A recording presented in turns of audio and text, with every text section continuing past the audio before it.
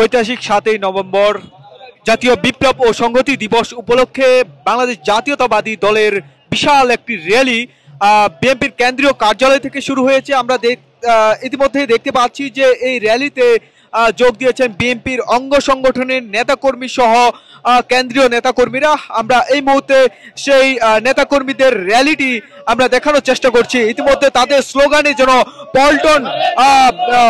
পল্টন মোড় যেন বিক্ষোভে এবং সমাবেশে যেন তাদের বিজয় মিছিল উল্লাস এমনটাই দেখা যাচ্ছে। আমরা দেখতে পাচ্ছি ঐতিহাসিক 7ই নভেম্বর জাতীয় বিপ্লব ও সংহতি দিবস উপলক্ষে বর্ণাঢ্য র্যালি আমরা ঢাকার আর পার্শ্ববর্তী জেলা থেকে শুরু করে ঢাকার ভিতরে যে নেতাকর্মীরা রয়েছেন তারা কিন্তু এই র্যালিতে যোগ দিয়েছেন এবং এই র্যালিতে তারা 50 বছর উপলক্ষে বর্ণাঢ্য র্যালি পালন করে যাচ্ছেন। আমরা সেই র্যালিতে দেখতে পাচ্ছি নেতাকর্মীদের অবস্থান।